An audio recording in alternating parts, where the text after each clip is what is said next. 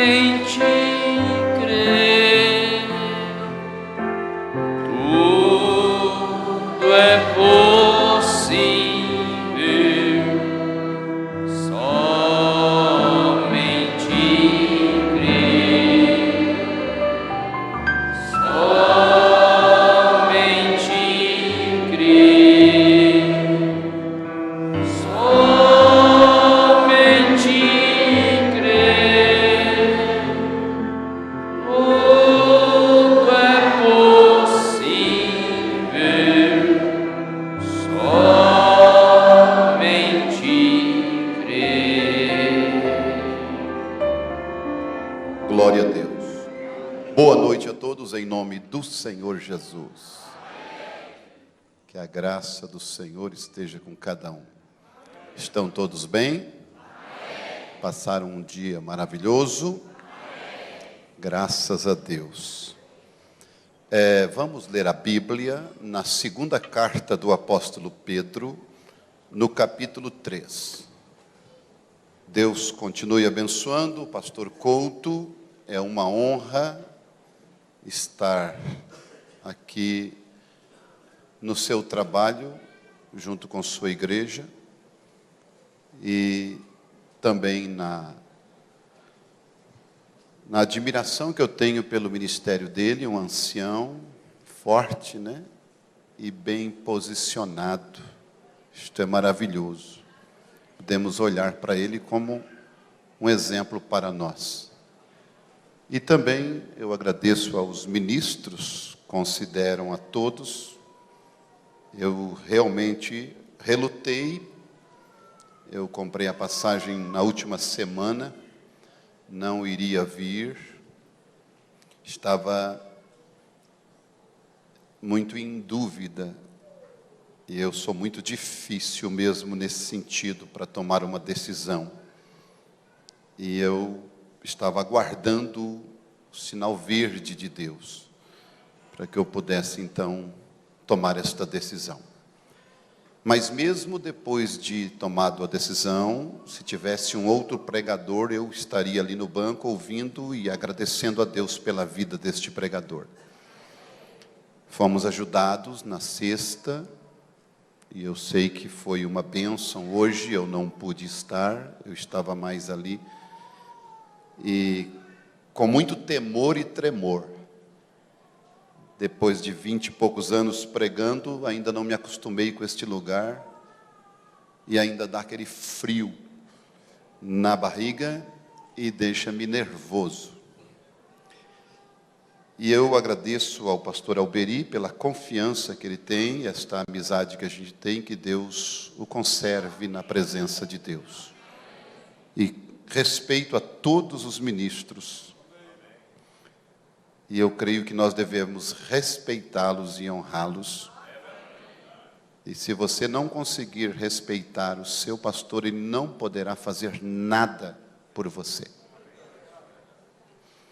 Vamos ler no versículo 10 do capítulo 3 da segunda carta do apóstolo Pedro.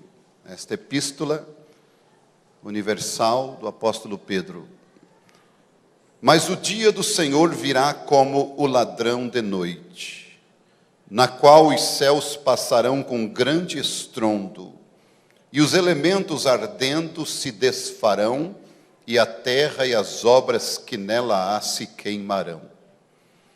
Havendo, pois, de perecer todas estas coisas, que pessoas vos convém ser em santo trato e piedade, aguardando e apressando-vos para a vinda do dia de Deus, em que os céus em fogo se desfarão, e os elementos ardendo se fundirão.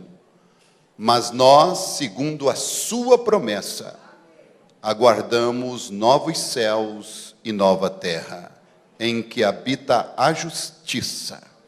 Por isso, amados, aguardando estas coisas, procurai que dele sejais achados imaculados e irrepreensíveis em paz.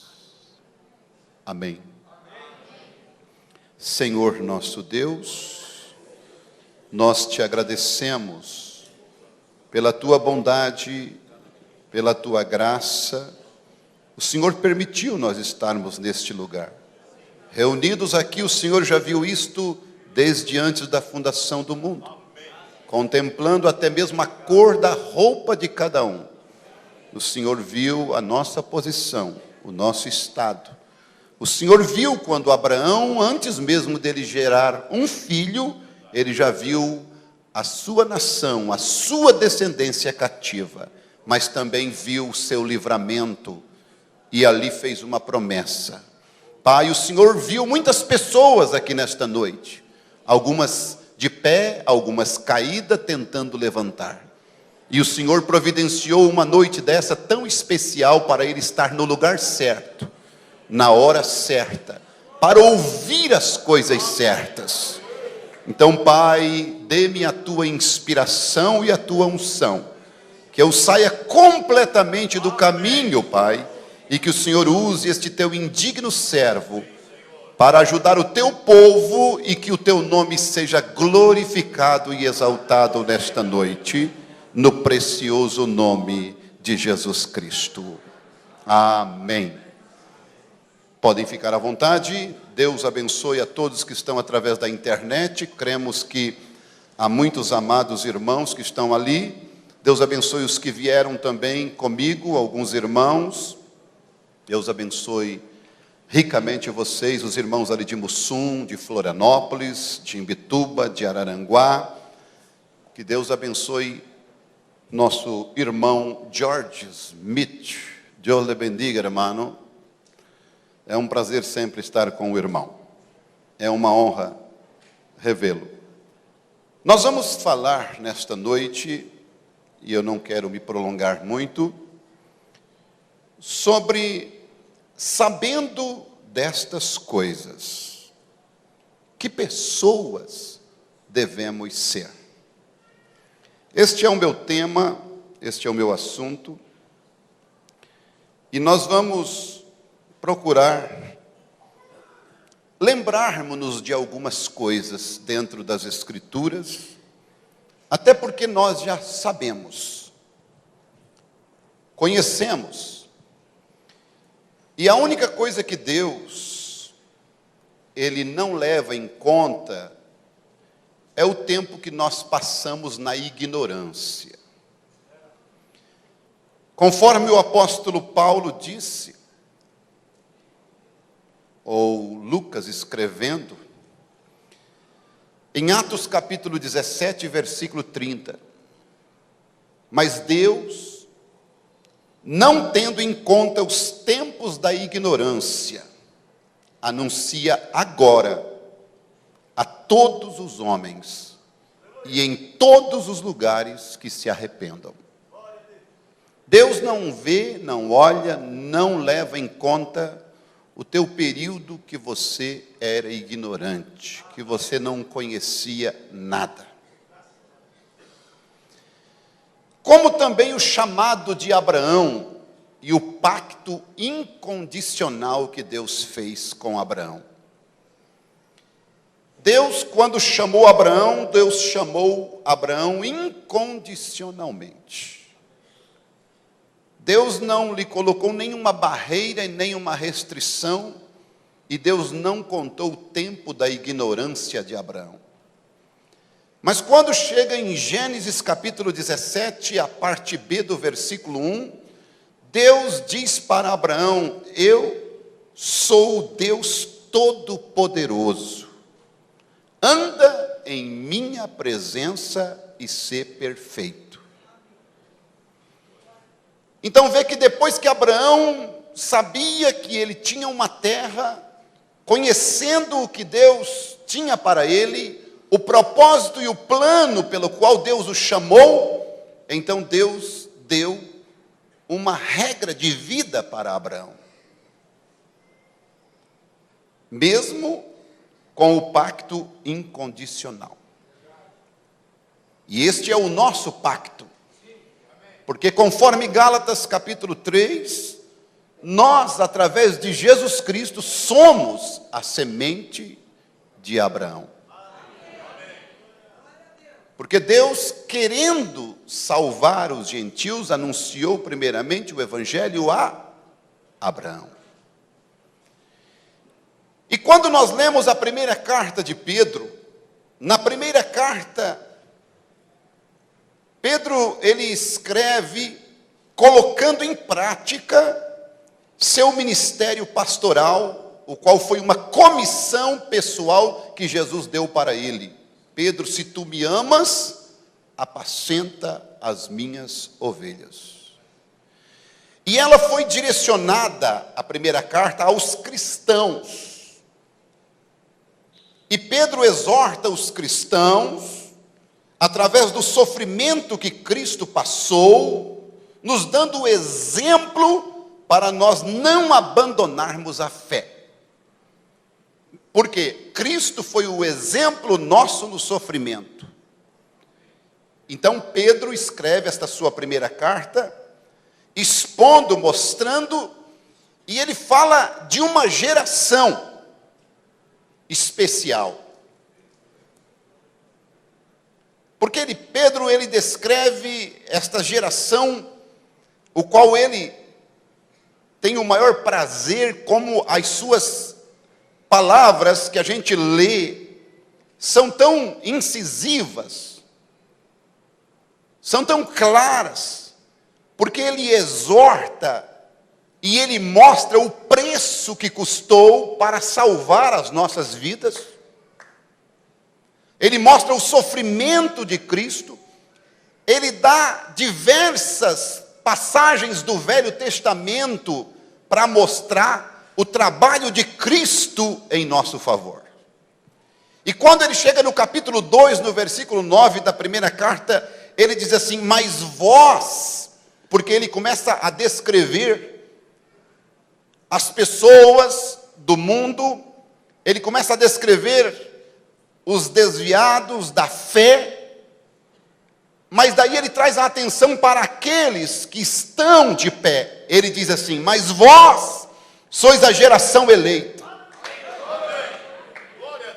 E ele eleva o nível, não só de geração eleita, ele eleva o nível, porque me parece que ele está em Apocalipse capítulo 1, lá no versículo 6. E ele nos fez reis e sacerdotes para Deus e seu Cristo. E aí ele diz: o sacerdócio real, a nação santa, o povo adquirido, para que anuncieis as virtudes daquele que vos chamou das trevas para a sua maravilhosa luz. Mostrando o estado da vida pregressa, as trevas que andávamos, e mostrando a nossa posição, o nosso estado presente, o qual nós nos encontramos, que é a posição nossa no corpo de Cristo. Quando ele começa na sua segunda carta, Pedro, ele então escreve como Paulo escreveu 2 Timóteo. Por quê? Porque assim como Paulo escreve 2 Timóteo, momentos ou dias ou meses antes do seu martírio, Pedro também escreve a sua segunda carta, momentos antes do seu martírio, dizendo que Deus já tinha revelado a ele que ele ia deixar esse corpo, e que Deus já tinha preparado um tabernáculo para ele. Veja, então Pedro, quando escreve, ele escreve a uma geração, na sua segunda carta, que conhece, e ele escreve dizendo: é para aqueles que alcançaram uma fé preciosa de rápido, como ele tinha alcançado. Ao ponto de Pedro estar tão descansado, que eu me recordo desta escritura, e foi esta escritura que me salvou num dia de ceia, quando eu estava dando a ceia para uma senhora de 84 anos, a irmã Carlota. Ela estava com 84 anos, quando ela chegou na fila da ceia, ela me disse: pastor, esta é a última ceia que eu vou tomar. Eu me assustei, Mas ela me disse: não te preocupa, pastor, não é que eu vou me desviar, é que Jesus me revelou que eu estarei partindo por esses dias. Cidade de São Francisco, cidade marítima, cidade portuária. Sim, passados 5 dias, eu voltei na região, ela estava ainda num batismo da irmã dela, o qual eu batizei. Passado mais 5 dias, ela estava então partindo no Senhor. E esta escritura de Pedro salvou-me, porque o Espírito me levou a esta escritura quando Pedro foi revelado pelo Espírito que ele ia deixar o corpo e que ele estaria partindo para o Senhor. Agora, que coisa mais tremenda é para um ministro, para um pastor que está pastoreando uma ovelha desta, e Deus vem e revela para ela, e ela diz com toda certeza, firmeza, olhos firmes, como se estivesse encarando a morte como uma transportadora para os braços de Jesus.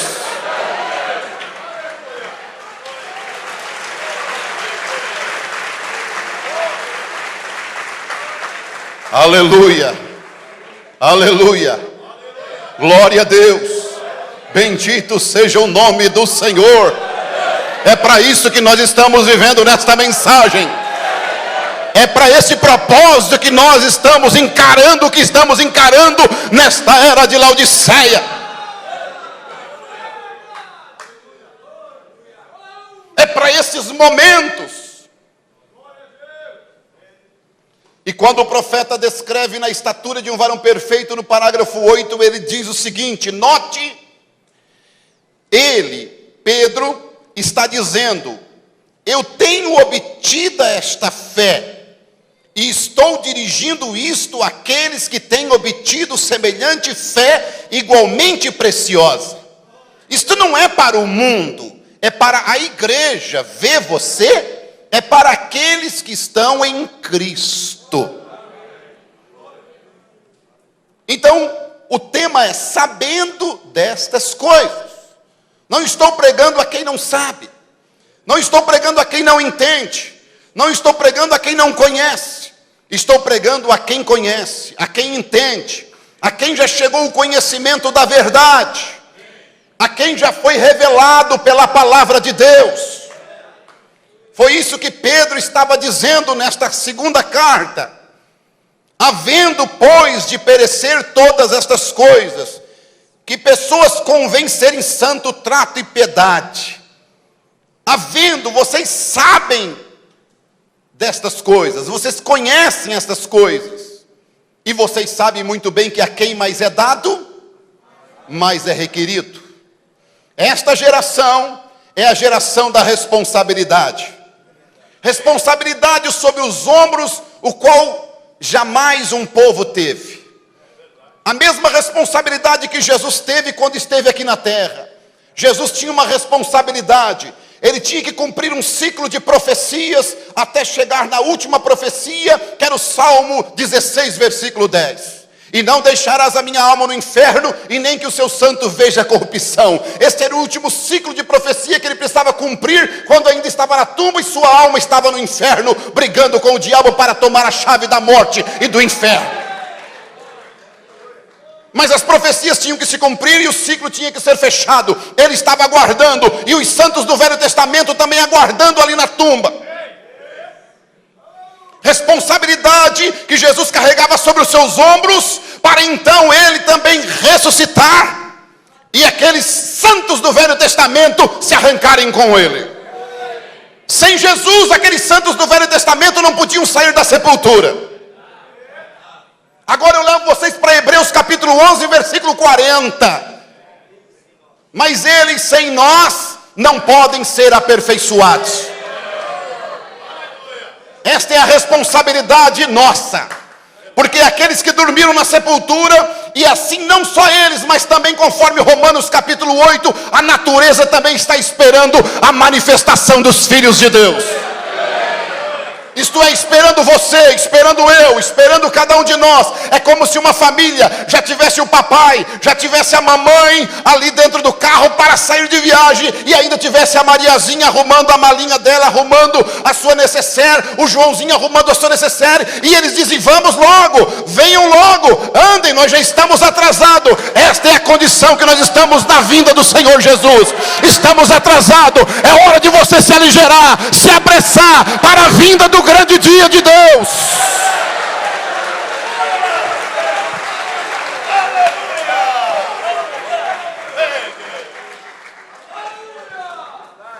Aleluia. Esta geração é uma geração especial. É uma geração especial. Por quê? Porque é uma geração que tem enfrentado o que nenhuma outra geração enfrentou. A geração de Lutero não enfrentou o que você está enfrentando. A geração de João Wesley não enfrentou o que você está enfrentando. A geração de Columba não enfrentou o que você está enfrentando. E você pode me indagar de lá para cá e dizer: mas como, pastor, eles foram para a arena, eles foram comidos pelos leões. Aquilo não é nada comparado com hoje.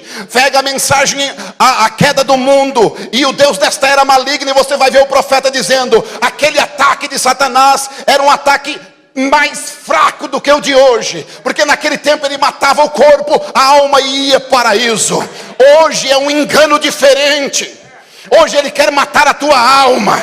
Hoje ele não está preocupado em te matar o teu corpo. Hoje não é quem vai morrer por Cristo. Hoje o testemunho não é quem vai morrer por Cristo. O testemunho é quem vai viver por Cristo.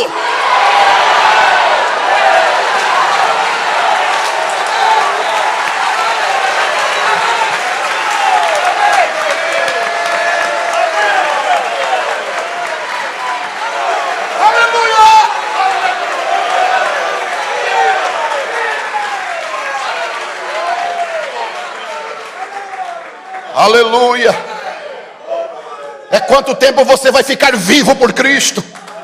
O diabo não está preocupado em matar o teu corpo, ele está interessado em matar a tua alma. Por isso, quanto mais tempo você tem de vida, pior é ainda para você, porque você tem mais luta pela frente, mais batalha pela frente, mais combate pela frente. Mas nenhuma geração enfrentou o diabo cara a cara como você e eu. Nenhuma geração enfrentou Lúcifer cara a cara como eu e você. Mas também nenhuma geração recebeu o que nós recebemos da parte de Deus, para lutar contra o diabo, para lutar contra as hostes espirituais da maldade.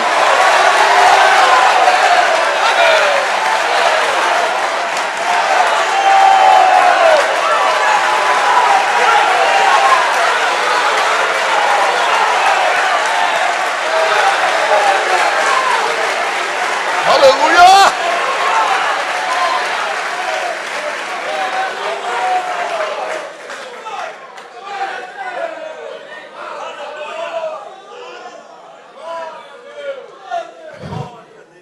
Quando Elias estava na caverna, Deus pegou todas as vitaminas que havia no céu e colocou naquele pão. O que Deus fez comigo e contigo nesta era, todas as vitaminas que tinha no céu, Ele colocou nesta mensagem e deu para você comer.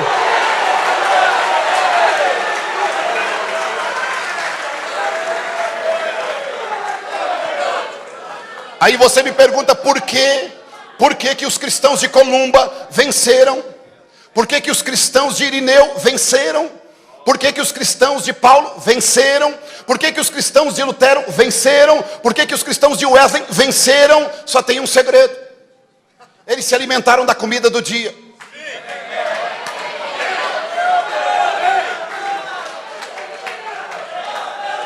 Sabe por quê? Porque há 4 unções que são disponibilizadas para a noiva, para os gentios. Essa plenitude dos gentios de Romanos capítulo 11, versículo 25, tem 4 unções. A primeira é a unção do leão, a segunda é a unção do boi, e a unção do boi é a unção do sacrifício.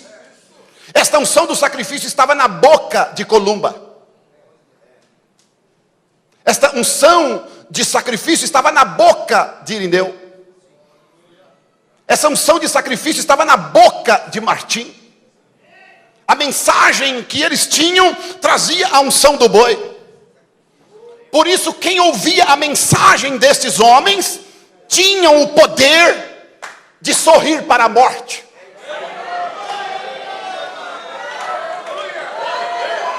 Tinha a autoridade de enfrentar impérios.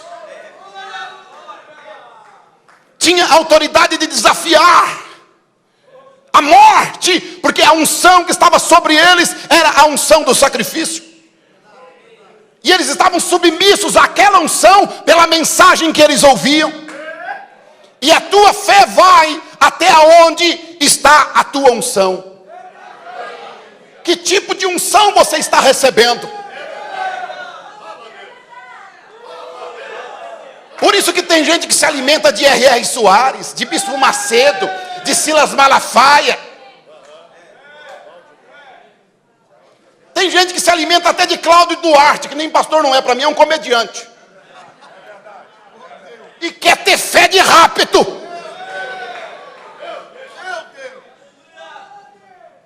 Serve para você extravasar, dar umas risadas, soltar um pouco da adrenalina. Tudo bem, para você que está um pouco triste, bota lá, é um culto de piada. Mas para fé de rápido, eu sei onde é que tem. A fé de rápido está na mensagem.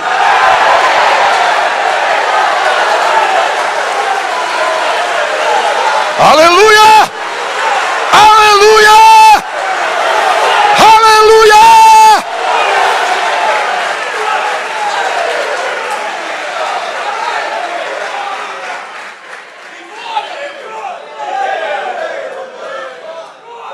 Esta geração que Pedro escreveu era uma geração que conhecia, sabendo destas coisas, que pessoas devemos ser.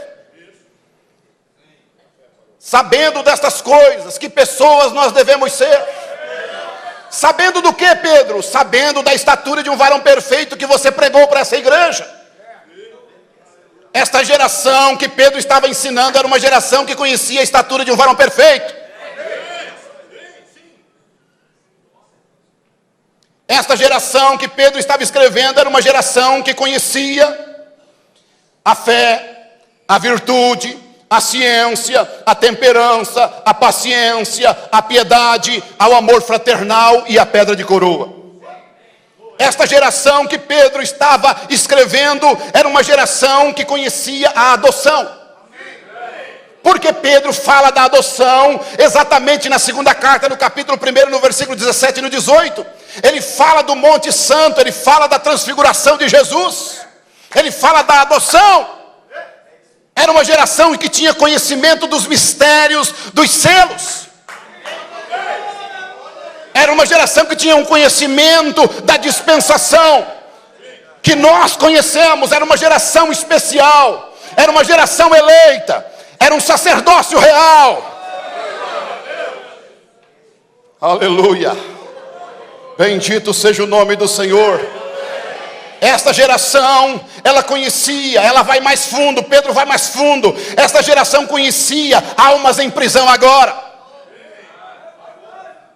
Esta geração que Pedro escreveu conhecia almas em prisão agora. Pedro foi que pregou almas em prisão agora. O William Branham simplesmente trouxe para nós o que Pedro já tinha pregado.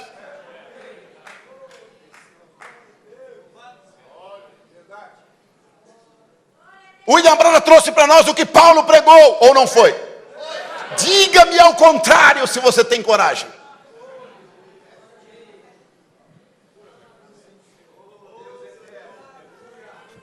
Segurança? Absoluto. Sim. Eles conheciam justificação, santificação, batismo do Espírito Santo. Era uma geração que conhecia exatamente tudo o que nós conhecemos. Essa geração conhecia a respeito do rapto, a respeito da transformação. Pedro falou da sua transformação do seu corpo, da sua ida. Conhecia o Armagedon, falando do Armagedon. Conhecia o novo céu, conhecia que ter uma nova terra, conhecia o futuro lar do noivo celestial e da noiva terreal. Esta era a geração que Pedro estava escrevendo. Era uma geração de conhecimento bíblico, escriturístico e dos grandes mistérios de Deus, que viriam ser revelados por Apocalipse capítulo 10, versículo 7, para mim e para você. Deus escondeu das outras eras da igreja para revelar no último dia isto que esses homens da primeira era sabiam. Pedro vem e diz: olha, vocês sabendo de tudo isto, que pessoas devem vocês ser? Eles conheciam a estatura de um varão perfeito, eles conheciam a adoção, eles conheciam justificação, santificação, batismo do Espírito Santo, eles conheciam transformação dos corpos, eles conheciam o rapto, eles conheciam Armagedon, eles sabiam que haveria um novo céu e uma nova terra, eles sabiam aonde habita a justiça, eles sabiam que haveria um milênio. Que povo especial, que povo tremendo. Olha como Pedro começa: amado, escrevo-vos esta segunda carta, em ambas as quais desperto com exortação o vosso ânimo sincero, para que vos lembrais das palavras que primeiramente foram ditas pelos santos profetas, e do nosso mandamento como apóstolo do Senhor e Salvador, sabendo primeiro isto, que nos últimos dias virão escarnecedores, andando segundo as suas próprias concupiscências, e dizendo: onde está a promessa da sua vinda, meu Deus? Que coisa mais difícil é a respeito da vinda de Jesus. A vinda de Jesus Cristo é comparada com Abraão, Sara, lá nos carvalhais de Manre, recebendo a visita do precioso Elohim, o grande Jeová, em um corpo de carne humana. Mas não esqueça de uma coisa: ali junto com Abraão havia uma outra mulher chamada Agar. Esta mulher Agar, ela foi exatamente introduzida ali como uma carnal, mas a interpretação da Sara em relação à promessa levou a antecipar a vinda do filho. Nós não podemos antecipar a vinda, porque o profeta fala exatamente na mensagem Os Ungidos dos Últimos Dias, lá no último. Ele fala tão tremendamente. Quais foram os últimos sinais? Qual foi o último sinal? Qual foi o último sinal para Abraão antes da vinda? Foi a manifestação daquele homem. Depois que aquele homem manifestou-se, qual foi o próximo passo? Foi a transformação dos corpos para a vinda do Filho. Ele não pode vir sem primeiro os corpos estarem transformados.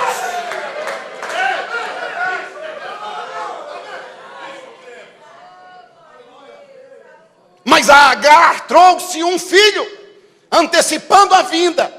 E a Sara fez festa por um pouco de tempo. Entra Gálatas capítulo 4, o filho da escrava e o filho da livre.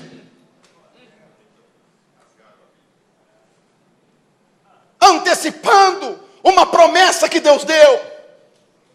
Uns não conseguem se segurar, onde é que está? Mas Pedro escreve essa carta a um povo que sabe, a um povo que conhece, a uma geração que não deixa ser enganada, há uma geração que não se dobra a facções, a interpretações. Há uma geração que está disposto a seguir uma fé que foi primeiramente genuína, dada aos nossos irmãos apóstolos. Esta fé adquirida, esta fé de arrebatamento, esta geração eleita, ela não tem que se dobrar a caprichos humanos, a ideias humanas. Ela tem um profeta na liderança, uma coluna de fogo guiando ela. Aleluia! É uma geração especial, dizendo: onde está a promessa da sua vinda? Porque desde que os pais dormiram, todas as coisas permanecem como desde o princípio da criação.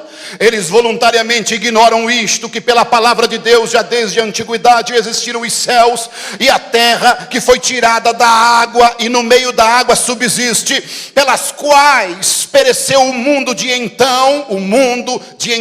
Veja, um mundo antes, que foi tirado do meio das águas, o mundo que Deus criou, o mundo de então que pereceu. Veja, pereceu através do que? Águas. Veja, e no meio das águas subsiste, pelas quais pereceu o mundo de então, coberto com as águas do dilúvio. O mundo que Deus tirou do meio das águas, o mundo antediluviano, que foi então a justificação pela fé, coberto com as águas, foi destruído. Eles ignoram isto, mas agora vocês vão ver o mundo que há de vir. Mas os céus e a terra que agora existem pela mesma palavra se reservam como tesouro. Sim, a mesma palavra que criou este mundo e foi tirado ele do meio das águas, e depois a mesma palavra destruiu ele com o dilúvio. Agora a mesma palavra está reservando, guardando ele para destruição, para o próximo passo. Porque tivemos uma etapa no meio que foi a santificação, Cristo no Calvário, redimindo esta terra com seu sangue derramado. Agora vem o terceiro estágio, que é exatamente o fogo para a purificação. Eles ignoram estas coisas que têm etapas, e Deus não pode pular etapas. Tem profecias para se cumprir e Deus não pula profecias.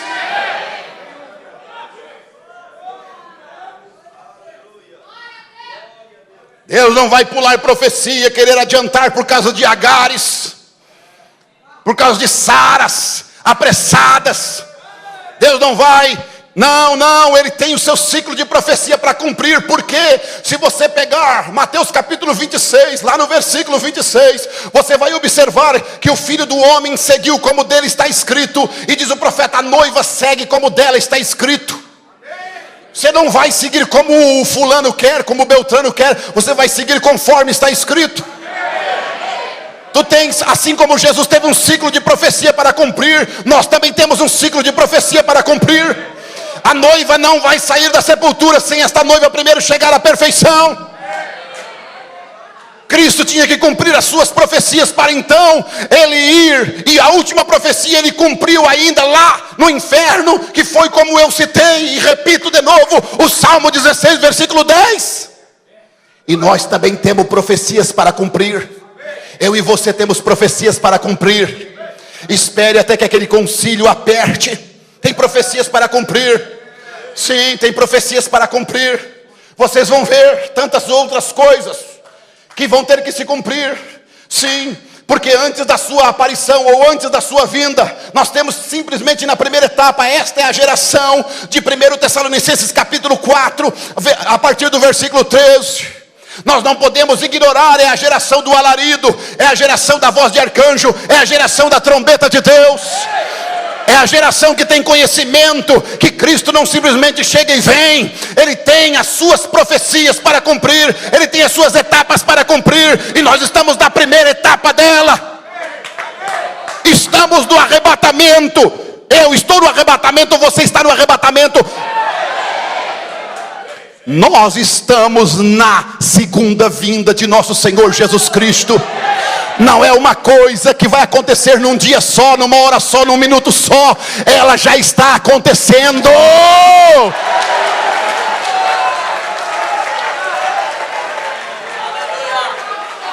Ela aconteceu comigo. Sabe quando? Quando eu estava num cemitério chamado Batista. Só que eu era como o gadareno, eu dormia dentre os mortos. E o profeta de Deus disse que o gadareno andava de cemitério em cemitério, de denominação em denominação. Mas ele dormia dentre os mortos. Mas eu ouvi uma voz de um alarido: desperta-te dentre os mortos. Aleluia, levanta-te dentre os mortos, que Cristo te esclarecerá. Alarido é um barulho, é um alvoroço, é o grito da mãe águia, é o grito de Apocalipse 10 e 7, é o grito de Apocalipse 18 e 4. Sai dela, povo meu! Sai dela, povo meu!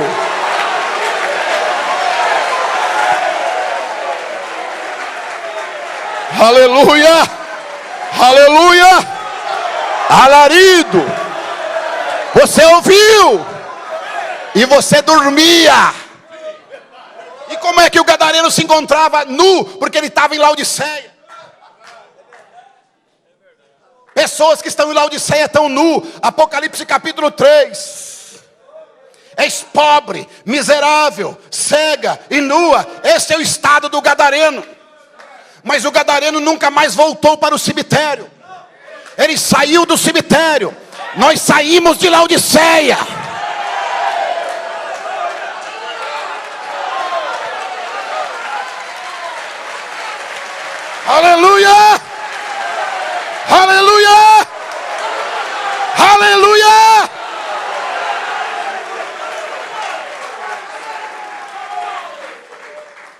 Laodiceia não pega mais você. Você está vivendo no teu corpo, sofrendo as influências dela. Mas eu quero te dizer que você não é só corpo.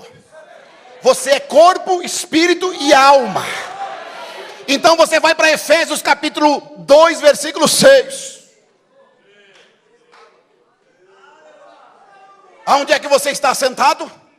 Porque Ele já nos ressuscitou junto com Cristo e nos colocou assentado em lugares celestiais em Cristo Jesus.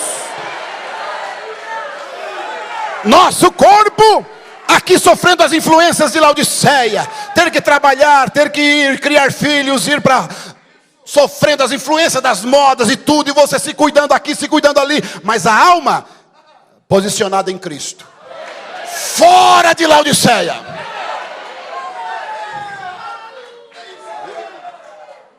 Sabendo dessas coisas, hein? Que pessoa você deve saber? Que tipo de pessoa eu devo ser? Que tipo de pessoa você deve ser? Você não está sentado nessa cadeira. Esse é o teu corpo. A tua alma está sentada em Cristo. Aleluia. Aleluia. Esta é a tua posição no corpo do Senhor Jesus.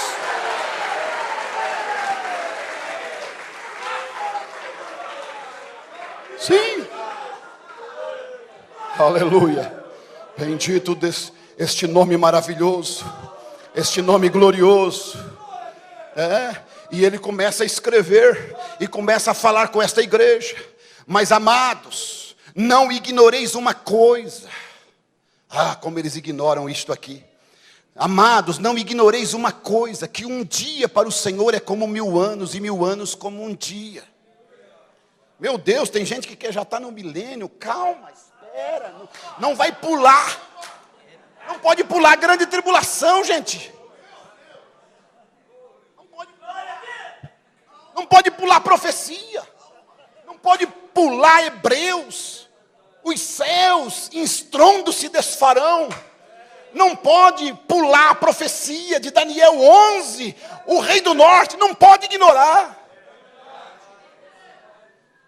Não pode ignorar o anjo dizendo para o William Branham: observe o rei do norte, observe o rei. Não podemos ignorar isto. Não podemos ignorar profecias. Não podemos ignorar Apocalipse 17.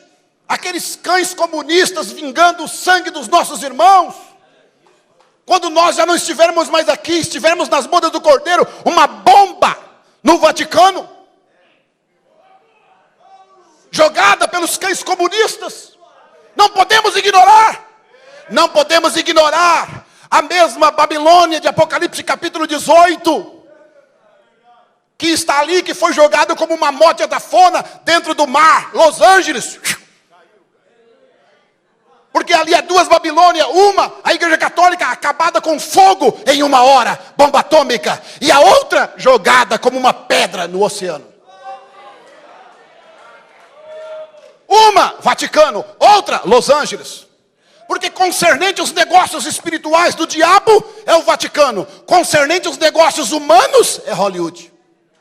De Satanás. Nós não podemos ignorar essas profecias. Nós não podemos ignorar as 7 visões antes da vinda. Por que pular essas profecias tudo? Por que pular essas profecias da América em crateras?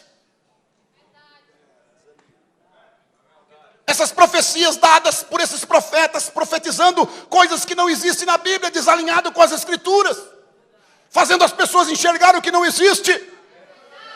Por isso essa geração está enfrentando o que está enfrentando, uma situação catastrófica. Por quê? Mas esta geração, ela é tão especial, que ela está exatamente ali em Mateus 24. Aonde? Ela está, você pode só olhar os falsos ungidos em Mateus 24, mas eu olho também a noiva ali. Porque a minha Bíblia diz ali: se possível for, enganaria até os próprios eleitos. Então tem os eleitos ali que ela não vai enganar.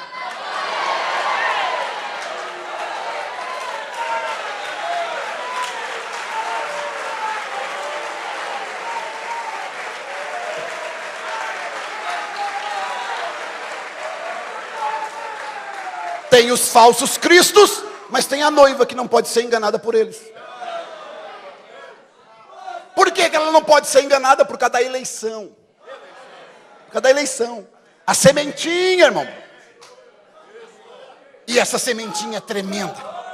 É gloriosa. Porque quando o Bruno falou assim, quando a pessoa está lá no chiqueiro, não tem pai, não tem mãe, lá não vai pastor, lá não vai ninguém. Como é que o pastor vai na boate? Para pregar para um jovem que está lá desviado.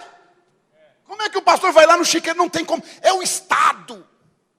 Eu não podia ir. Mas a oração vai. A oração vai. A oração vai.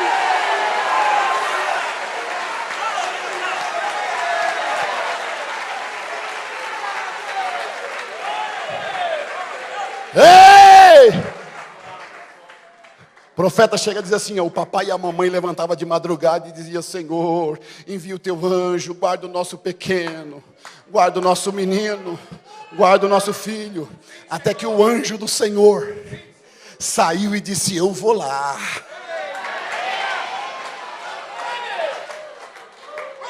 Aí a gente ouve essas histórias, né?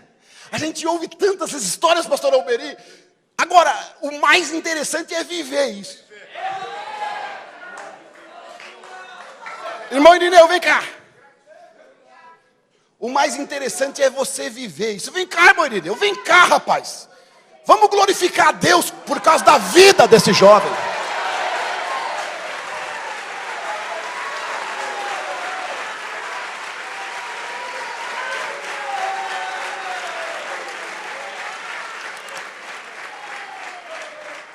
Vocês acham que isso só aconteceu lá na Bíblia?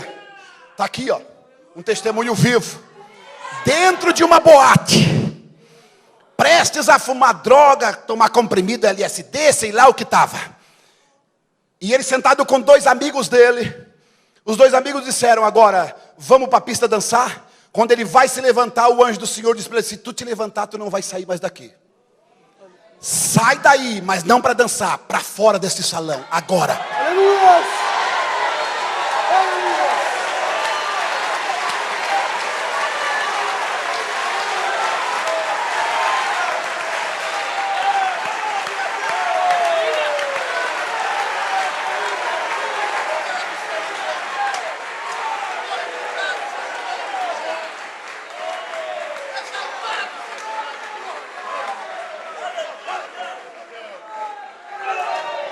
Sim, ali aquele jovem pregador agora.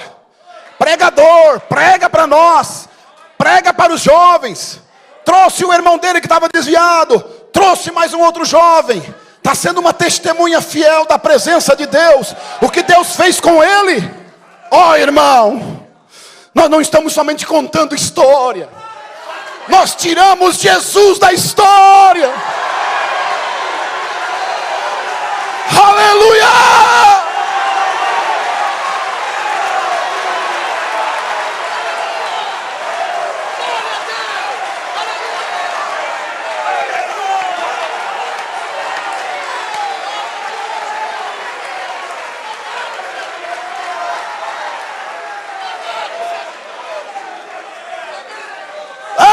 Bendito seja Deus!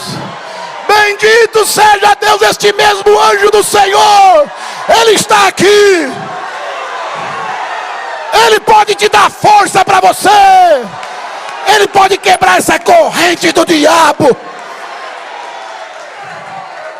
Se coloca de pé, vamos lá. Vamos lá. Sacode essas brumas. Afia o teu bico. Exalta esse Deus.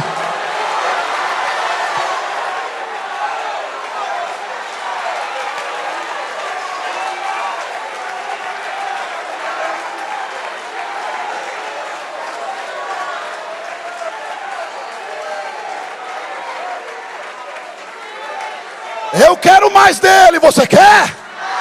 Quer aproveitar? Quer aproveitar? E então, se não tem ninguém para te jogar dentro do tanque, te joga, te esforça, vai até a água porque ela está agitada pelo anjo. Te joga neste altar agora, mergulha neste altar agora, vai para a presença dele agora. Há um tanque de água agitado aqui para você, ó.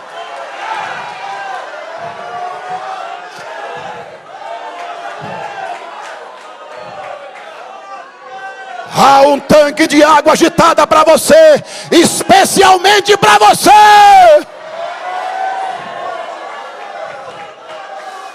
Eu quero mais, Senhor. Eu quero mais, Senhor. Eu quero mais, Senhor. Eu quero mais.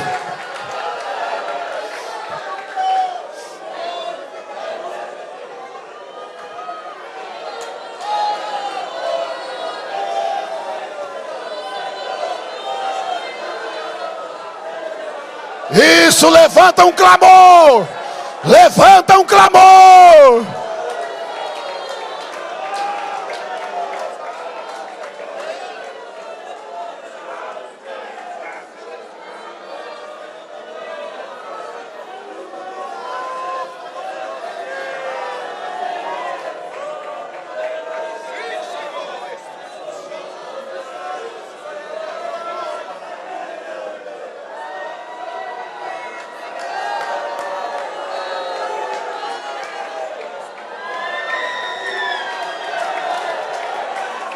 Aleluia!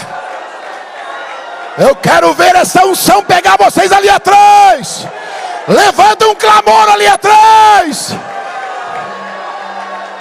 Aleluia!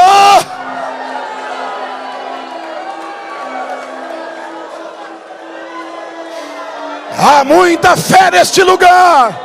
Há muita fé neste lugar.